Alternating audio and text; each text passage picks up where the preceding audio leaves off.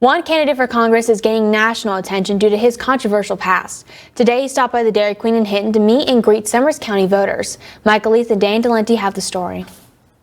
Derrick Evans is seeking a seat in the U.S. Congress, but faces controversy due to his involvement in the January 6th insurrection. I'm the highest-ranking government official to be arrested and thrown in prison for exercising my natural God-given rights of free speech.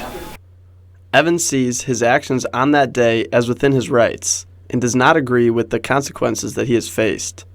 And after spending 3 months in federal prison due to his actions on January 6th, Evans believes his experience only proves he is the most fit for the role.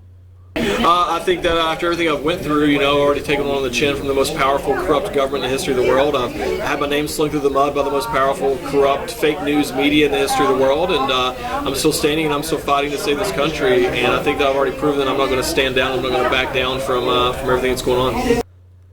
Some have argued that Section 3 of the 14th Amendment disqualifies Evans from holding public office because it states that anyone who has engaged in insurrection or rebellion against the same is ineligible.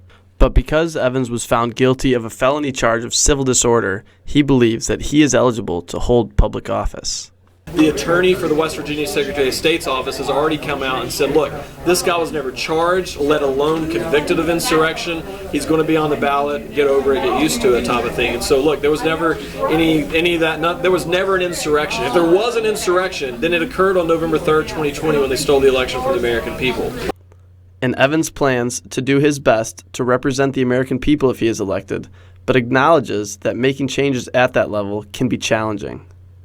Well, I tell people what I want to do, but I always preface it and say I'm not making any promises because I understand it's difficult. The only promise that I make to the people of Southern West Virginia is I'm not running to make friends. I'm not running to play patty cake politics and sing Kumbaya. I'm running to kick in the front door and expose the corruption in D.C.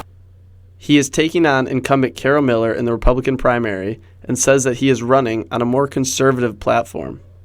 Well, we need to defund and abolish a lot of these three-letter agencies. They're unconstitutional. We have unelected bureaucrats who are running our country behind the scenes, and they've been weaponized against conservatives in this country right now. We can't get out of this if we continue to fund the very people who are attacking us and putting us on lists and targeting us. We need to defund and abolish them, return the power back to the states, back to the local communities, back to you and me and we the people.